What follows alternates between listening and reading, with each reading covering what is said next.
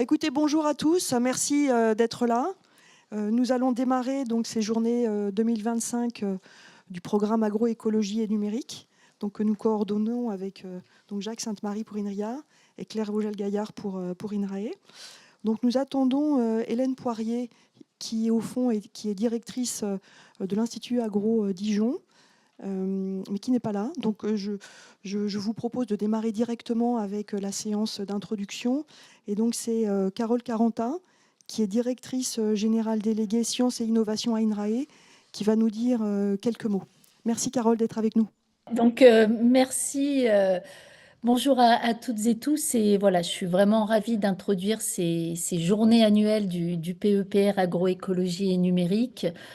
Donc, si mes souvenirs sont bons, c'est le second événement de ce type après celui de Rennes l'année dernière et 2 ans après le lancement du PEPR en janvier 2023. Alors, je m'excuse d'être en visioconférence, mais j'avais un autre séminaire ce matin qui faisait, qui fait que c'était pas possible d'être avec vous aujourd'hui à Dijon.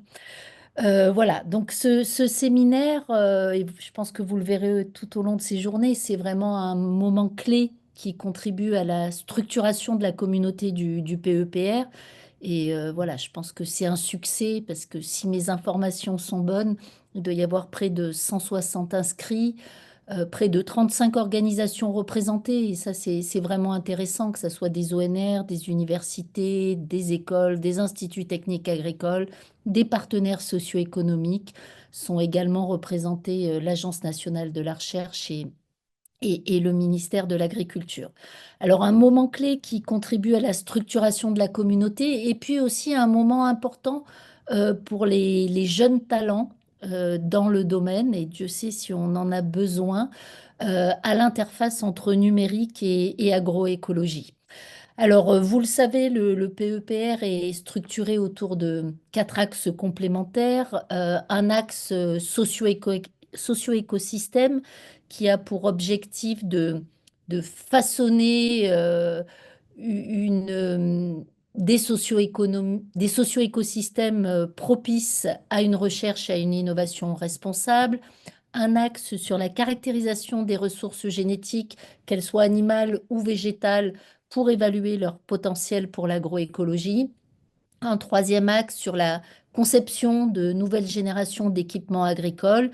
Et bien sûr, un axe sur le développement d'outils et de méthodes basés sur la modélisation, le traitement des données pour l'aide à la décision. Et donc, au cours de ce séminaire, vous aurez pour chaque axe une conférence d'un expert invité. Et je ne doute pas que cela sera passionnant. Alors, quelques mots, voilà, c'est le second séminaire, 2 ans après le démarrage du PEPR. Donc, quelques mots sur le bilan du PEPR en quelques chiffres. Donc, c'est un PEPR qui est doté de 65 millions d'euros. Il alimente 13 projets ciblés qui ont été lancés dès le démarrage du PEPR. Ces projets ciblés s'inscrivent clairement dans les 4 axes du programme et incluent, et ça c'est vraiment très important, un certain nombre d'infrastructures de recherche. Il y a également un appel annuel pour le financement de contrats de thèse et de postdoc. Et cet appel permet en fait de soutenir les projets les plus exploratoires et risqués euh, par rapport aux projets ciblés, et un montant assez important. Il y a 1 à 3 millions d'euros pour cette action sur les 5 ans. Et puis, pour compléter le panorama des appels à projets, le premier a été lancé fin 2023. Il a permis de soutenir 5 projets qui seront présentés pardon, lors de ces journées. Et puis, évidemment, il y aura un second appel. Alors là, on est un peu dans l'expectative du fait voilà, du contexte qui n'aura échappé à personne. Mais voilà, on a quand même l'assurance que cet appel à projet pourra avoir lieu. On ne sait pas quand, mais il pourra avoir lieu. Et c'est vraiment important que, malgré ces aléas, on va dire que la communauté reste mobilisée pour répondre à ces appels à projets. Et puis le PEPR contribue également, et ça c'est un point vraiment important, à tout ce qui est animation scientifique de la communauté. Et puis, de fait, dans ce cadre, le PEPR vient de lancer un groupe de réflexion sur la thématique agroécologie et agroéquipement. Et puis, un second groupe va démarrer autour des apports de l'IA pour l'agroécologie. J'insiste vraiment sur ce point IA. Voilà, on peut dire que l'écosystème national n'est pas super en avance sur ce sujet, au moins pour ce qui concerne le domaine de l'agriculture. Récemment, la NSF aux États-Unis a mis en place des instituts IA, chacun doté de 20 millions d'euros sur 5 ans. Ces instituts IA ont vocation à paver tout le territoire américain. Chaque État aura son institut IA. Et sur la quarantaine d'instituts IA qui ont d'ores et déjà été lancés, il y en a 5 qui concernent le domaine de l'agriculture. Et si on lit ce qui se passe ou ce qui va se passer dans ces instituts IA qui associent partenariat public et privé, c'est un point important, on retrouve tous les mots-clés du PEPR agroécologie et numérique. Donc voilà, ça c'était un petit message de mobilisation autour de ces sujets et je ne doute pas que Sophie va rebondir là-dessus. Donc voilà, c'est un moment clé également qui arrive avec l'évaluation du programme au printemps 2025. Mais vu la dynamique engagée, je crois qu'on peut être confiant sur l'évaluation du PEPR. Et puis voilà, quelques mots sur la dynamique. Donc effectivement, on attend des PEPR dans le contexte France 2030 qu'ils essaiment dans plusieurs dimensions. Et je voudrais revenir sur 3 dimensions. La première, c'est voilà, à l'amont, en recherche amont, on va dire, le PEPR doit être un espace euh, permettant de formuler des hypothèses de recherche en rupture qui pourraient être soutenues par le programme Explorae d'INRAE ou le programme PIC porté par INRIA de recherche à risque et en rupture. Donc voilà, on compte vraiment collectivement sur votre communauté pour être force de proposition dans le cadre de ces programmes qui visent à soutenir des recherches amont très risquées, très en rupture. Voilà, c'est important de garder ça en tête. Le second point dans la catégorie essaimer, c'est vraiment intensifier, accroître les liens à l'Europe. Alors, le PEPR a d'ores et déjà des interactions avec le partenariat agroécologie, des interactions également avec le partenariat Agriculture of Data. Il faut bien garder en tête que ces partenariats lancent des appels à projets européens. C'est des petits projets, mais ça vaut vraiment le coup que les chercheurs puissent se mobiliser autour de ces partenariats. Et puis surtout, il faut que la communauté du PEPR se mobilise pour être en capacité de proposer des topics dans le cadre du nouveau programme cadre, le FP10, qui va démarrer prochainement. Et puis, dernier point sur lequel j'insiste avant de donner la parole à Sophie Proust, c'est le volet innovation. Alors, pour tous les PEPR, qui sont des programmes de recherche quand même assez académiques, il est vraiment important d'être source d'innovation sur la base des résultats obtenus dans le cadre du PEPR, bien sûr au sein de la stratégie d'accélération système agricole durable. Enfin, je me rappelle pas complètement du nom, mais c'est pas très grave. Donc, au sein de cette stratégie d'accélération, il y a un grand défi robotique agricole avec lequel le PEPR interagit d'ores et déjà. Il va y avoir pour le groupe de travail que j'ai mentionné sur agroécologie et agroéquipement un lien entre la communauté du PEPR et les acteurs du défi robotique agricole. Il est également attendu que les résultats obtenus dans le cadre du PEPR puissent être source de réponse à l'appel à projet prématuration-maturation, Astragal. C'est vraiment important d'arriver voilà, à franchir ce saut des résultats de recherche à la prématuration puis à la maturation. Et puis, alors Sophie le dira beaucoup mieux que moi, mais clairement, le numérique a des cycles d'innovation assez rapides. Le secteur agri et agro a des spécificités avec des pas de temps assez longs et l'innovation doit passer par des partenariats entre les acteurs historiques qui sont clairement implantés dans le domaine, mais également avec de nouveaux acteurs beaucoup plus agiles qui maîtrisent en particulier l'intelligence artificielle et la science des données. Par exemple, on est en train de finaliser, on va signer dans le cadre du Salon de l'agriculture à venir un partenariat avec la ferme digitale et l'ensemble de l'écosystème des startups qui constitue vraiment un terreau intéressant pour faire de l'innovation à partir des résultats du PEPR. Donc voilà ce que je voulais vous dire. Je vous souhaite de belles journées scientifiques, de beaux échanges et je passe la parole à Sophie Proust. Merci beaucoup, Carole. Donc, je vais laisser Jacques introduire Sophie Proust. Bonjour à tous, bonjour à toutes. Voilà, donc on passe la parole à Sophie Proust, qui est directrice générale exécutive de l'agence de programme INRIA, algorithmes, logiciels et usages, ALU.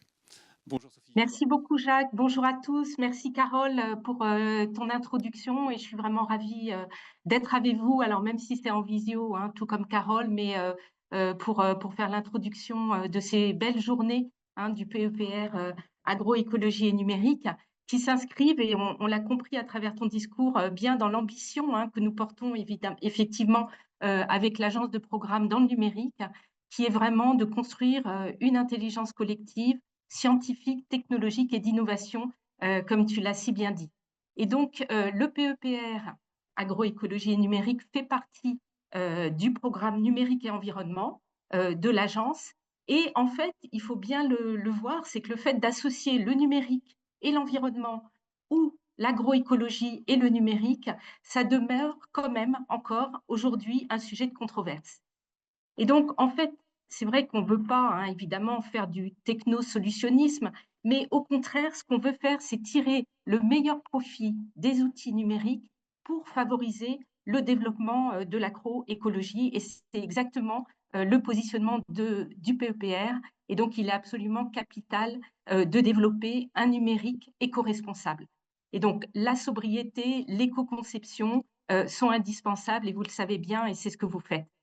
Le low-tech, d'ailleurs, c'est un sujet de recherche et potentiellement, évidemment, une piste intéressante dans le domaine de l'agroécologie, où il s'agit d'avoir des outils qui sont durables, exposés à des conditions climatiques variables et parfois dures. Et donc, en lien avec la vision intégrée du numérique que nous portons à l'agence, nous prévoyons un événement inter-PEPR en 2026. Donc, on est vraiment amené à se retrouver, car l'idée, c'est vraiment de réunir plusieurs PEPR de la sphère numérique, tels que les réseaux, le cloud, le cyber, l'IA, hein, dont tu as beaucoup parlé, Carole, mais aussi les PEPR plus applicatifs, dont le nôtre, hein, agroécologie et numérique. Et ça va être l'occasion de fertilisation croisée entre les communautés scientifiques qui finalement se côtoient parfois peu. Mais qui, de toute façon, et on va le voir aujourd'hui évidemment avec tous vos échanges, partagent la même ambition de produire des résultats et des avancées. Car bien sûr, on le sait, en fait, la transition écologique et plus particulièrement la transition agroécologique nécessite des avancées scientifiques. Comme dans de nombreux domaines, et Carole, tu en as parlé, l'IA devrait apporter des évolutions majeures dans notre secteur, agri, agro, alim, qui sont finalement transformantes. Et ce qu'il faut voir, c'est que ce qu'on attend vraiment, c'est que ça aille au-delà de l'optimisation de l'existant. On va aller vers les innovations dont tu as parlé, Carole. Et donc, on peut penser évidemment aux thématiques qui sont liées aux modélisations des écosystèmes complexes, où les lois physiques, les lois mécaniques, biologiques peinent parfois finalement à décrire des interactions nombreuses et complexes. Et c'est là où on a besoin de l'IA et de la science des données. Et ce qu'il faut voir aussi, c'est que le domaine du conseil, de l'expertise, est également amené à évoluer sous l'impulsion des LLM et des SLM, donc les Small Language Models. Alors, notre troisième axe d'impact à l'agence, on a parlé scientifique, technologique et d'innovation, concerne l'innovation. Et dans le numérique, et tu l'as très bien dit, je partage tout à fait ce que tu as dit, Carole, le fait que les innovations On le voit aujourd'hui, et notamment dans le domaine du numérique, ont des cycles très rapides, mais parfois certains dispositifs mis en place pour favoriser l'innovation ne sont pas forcément adaptés. Et donc, on a véritablement un besoin de rapprocher la recherche et l'innovation et d'avoir une articulation qui permette en fait de transférer les résultats de notre recherche pour l'innovation, pour les entreprises. Et donc, le secteur agri-agro, évidemment, et tu l'as dit aussi, Carole, a ses spécificités, en fait, des constantes de temps qui sont très longues. Il y a une place importante de la puissance publique, une importance de la souveraineté et bien d'autres spécificités dont il faut tenir compte. Et donc, l'innovation passe notamment par des partenariats entre les acteurs historiques implantés et les nouveaux acteurs agiles, maîtrisant notamment l'IA et la science des données. Voilà. Donc, vous allez bien sûr en parler au cours de ces journées. Et si le calendrier est respecté, et je pense qu'il le sera, à la fin 2025, une très grande partie de l'argent du PEPR sera engagée. Et il faut bien entendu du temps, on le sait, hein, pour que les recherches financées, souvent sur des sujets exploratoires, et tu l'as à nouveau mentionné, Carole, hein, on compte sur vous pour faire émerger justement vraiment des nouveaux sujets de rupture, et pour que ça aboutisse évidemment à l'animation scientifique, à la valorisation des résultats. Et donc tout ça, eh bien, on pourra commencer à ébaucher les premiers bilans du PEPR d'ici la fin de l'année. Voilà. Et donc, au-delà des excellents résultats scientifiques, de la valorisation et du renforcement de la communauté scientifique, c'est surtout un élan pour l'agroécologie que vous êtes en train de construire. Donc, bravo à tous et je vous souhaite de très bonnes journées.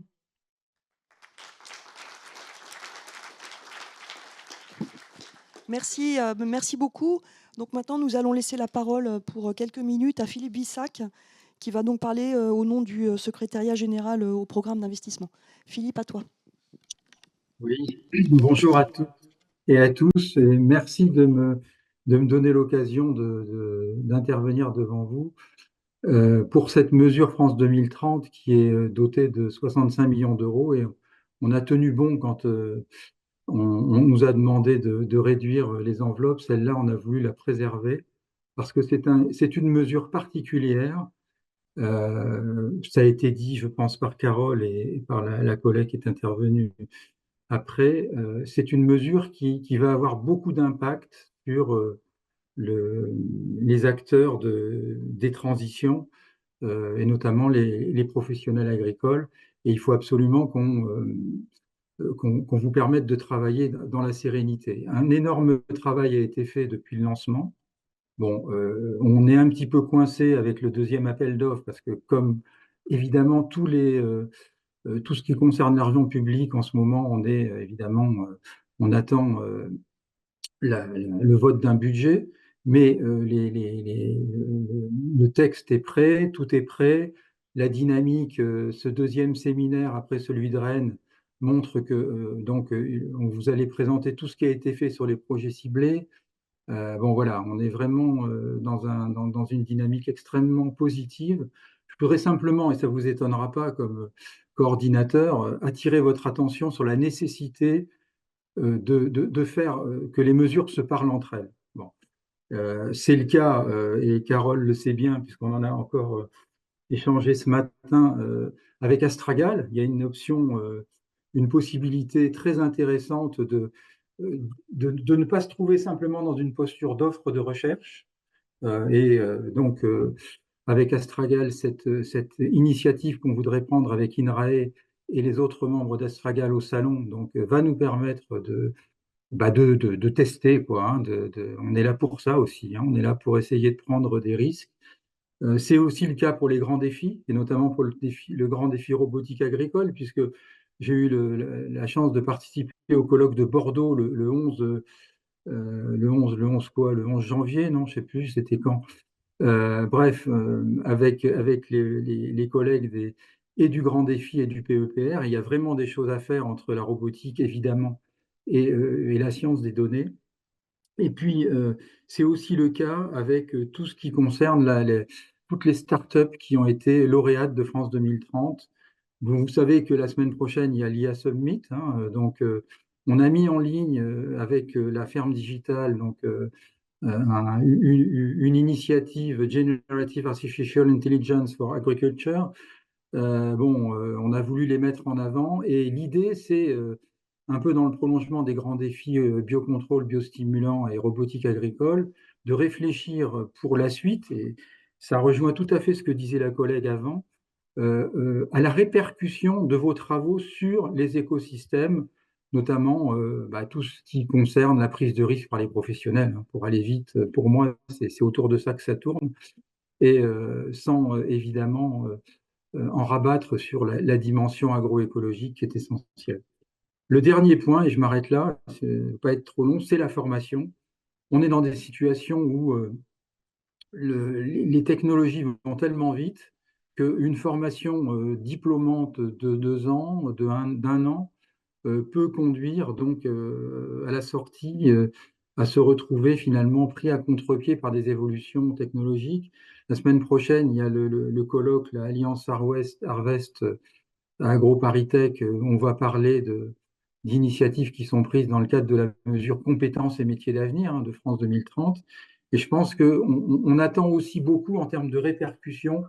On attend finalement des cas d'usage sur lesquels vous êtes polarisés avec ces projets ciblés. On attend que vous puissiez en faire des outils pédagogiques, des outils de sensibilisation.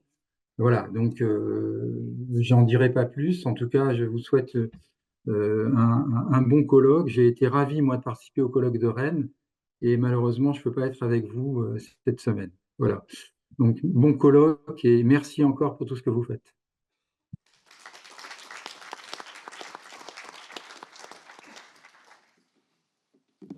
Bien, écoutez, merci aux 3 intervenants de d'abord nous mettre un peu la pression sur, sur ce qui est attendu pour le PEPR, et puis en même temps de montrer au fond l'appui et le soutien dont on a besoin du côté INRAE, INRIA, du côté également SGPI, puis du côté ANR. Là, j'ai vu comment Yves Coquet arriver dans la salle.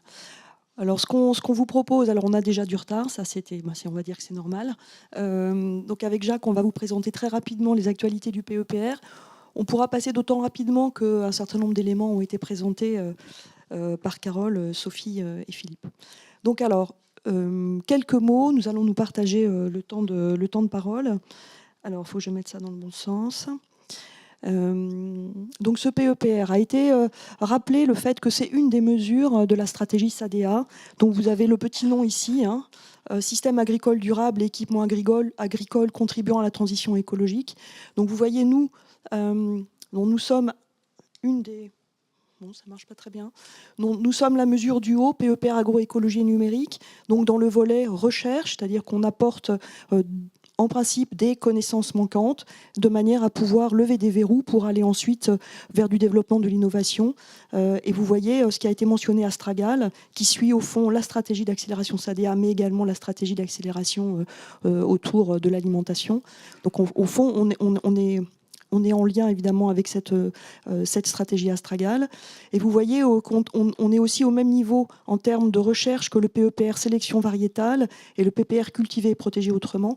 Et juste pour information, par exemple, cet été, on a fait une présentation commune au Congrès européen d'agronomie qui se passait à Rennes. Donc on se parle et de temps en temps, on est en capacité aussi de présenter nos ambitions communes dans le cadre de la stratégie SADEA.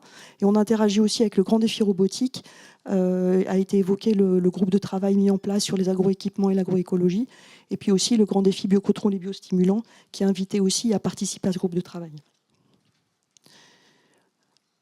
Alors pour poursuivre, alors ça ce sont des diapositives que vous connaissez peut-être déjà, mais ça parfois ça fait du bien de se rappeler au fond un peu les fondamentaux.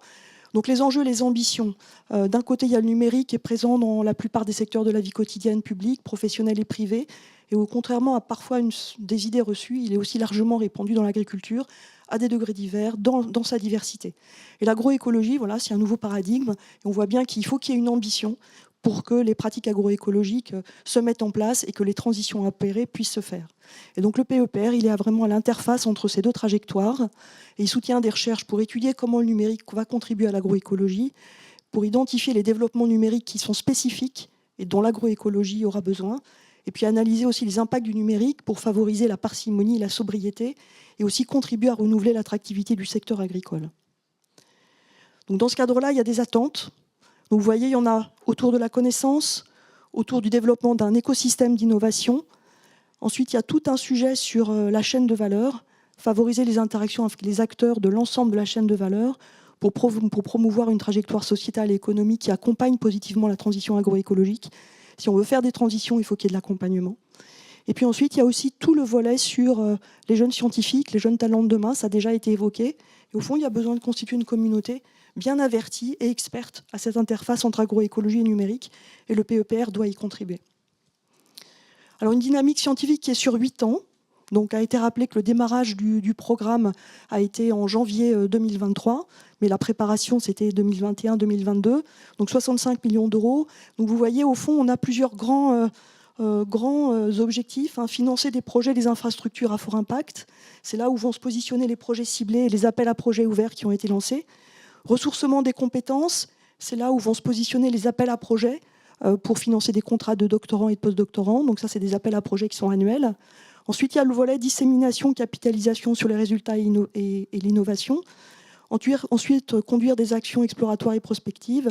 Et puis, constituer une communauté scientifique interdisciplinaire. Et ça, c'est un enjeu qui existe, au fond, dans plein de secteurs actuellement en développement, en particulier pour l'agroécologie et le numérique.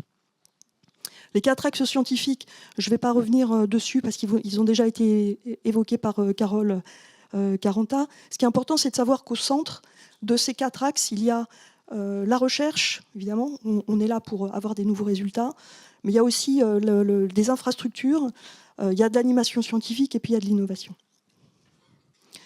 En 2024, un petit état des lieux. Donc, il y a les 13 projets ciblés qui avaient été lancés au démarrage du programme. Il y a 5 nouveaux projets qui sont lauréats de l'appel à projet 2023-2024. Et puis, sur les contrats doctoraux, post-doctoraux qui sont recrutés, en plus des doctorants et post-doctorants qui sont recrutés dans le cadre des projets financés, il y a 5 contrats qui ont été financés en 2023, 6 en 2024. Donc, vous voyez, ça assemble plus d'une cinquantaine de partenaires. Et en termes de recrutement, vous voyez, au total, il y a plusieurs centaines de recrutements il y a plus de 200 recrutements qui sont attendus dans le cadre de tous ces programmes-là. Et on est à peu près à la moitié des recrutements, que ce soit en doctorant, post-doctorant, ingénieurs, stagiaires, et puis après les techniciens aussi. Donc ça veut dire qu'il y a des recrutements et des compétences en cours d'acquisition au fond dans tous les niveaux des métiers. Le dernier appel à projet, ce qui a déjà été dit, c'est qu'il est en suspens. Donc en fait, il est prêt, mais il est en suspens. C'est-à-dire qu'on ne sait pas exactement à quelle date il pourra être lancé.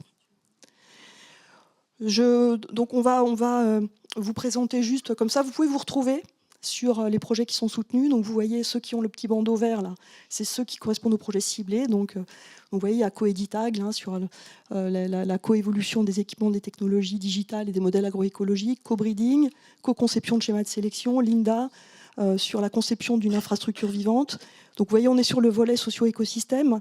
Donc le nouveau projet, il y a la petite étoile, c'est Biodicapt, suivi à grande échelle et par capteur de la biodiversité. Et puis ensuite, il y a les 3 thèses et le postdoc là, qui ont été recrutés entre 2023 et 2024. Donc là, vous en avez les intitulés. Ce qui est important pour nous, c'est que ces journées soient des journées où les doctorants et les postdoctorants, qu'ils soient recrutés dans le cadre des projets ciblés ou nouveaux projets, ou sur des contrats suite à un appel à projet, soient présents à ces journées, parce qu'au fond, vous faites partie de la communauté scientifique du PEPR, et c'est l'occasion de se rencontrer. Sur le volet ressources génétiques, donc il y a 4 projets ciblés. Donc il y a Agrodive, là, sur la caractérisation génomique de la diversité des plantes et des animaux domestiques. Holobionte, sur une nouvelle échelle biologique en considérant le couplage microbiome et puis génome de l'hôte. 2 infrastructures de phénotypage, Patacel pour les animaux, agroécofène pour les plantes. 2 nouveaux projets, Biodicapt, suivi à grande échelle et par capteur de la biodiversité, Adapt, agroécologie et agriculture, pour faire entrer les problématiques épigénétiques dans la compréhension de la variabilité individuelle et du lien au phénotype. Et donc, vous voyez, il y a 2 thèses et un postdoc dont la liste est présentée ici. Je vais laisser la parole à Jacques pour la suite. Ce qui est important pour vous, c'est de voir que même si les projets ciblés, au fond, mobilisent beaucoup d'argent, en fait, on a une capacité de diversifier les sujets qu'on finance par ces contrats de thèse et post-doc qui sont au fond possibles et que l'on va recruter chaque année en plus. Voilà. Merci. Donc voilà, je prends la main pour les projets soutenus. Donc un transparent qui est a priori un petit peu plus soft, un petit peu moins chargé. Donc celui sur la partie agroéquipement. Alors bien sûr, on a deux très jolis projets. Ninsar, Philippe Martinet est dans la salle, je l'ai vu. Florence Gondret sur le bien-être animal. Et Agrifutur, un nouveau projet, hein, donc cette fois-ci qui vous sera présenté à nouveau. Bon, faut pas croire non plus qu'ils sont tout seuls et ils sont isolés. C'est parce qu'il y a beaucoup de projets qui émargent à plusieurs thématiques. En fait, on est obligé de les classer en 4 parce que c'est les 4 axes qu'on avait définis. Mais un grand nombre de projets émargent à plusieurs thématiques et beaucoup de projets contribuent à cette thématique-là. Et cela ne se limite pas uniquement à la catégorie des agroéquipements.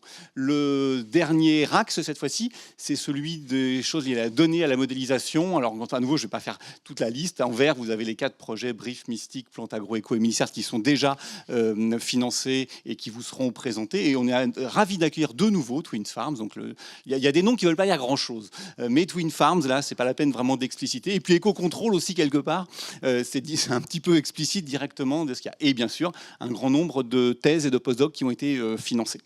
Voilà, donc là vous avez eu le panorama, disons des choses qui sont déjà sur les rails, certaines bien engagées depuis début 2023 et d'autres qui sont sur le point de démarrer ou qui ont déjà démarré, Twin Farms et Éco-Contrôle.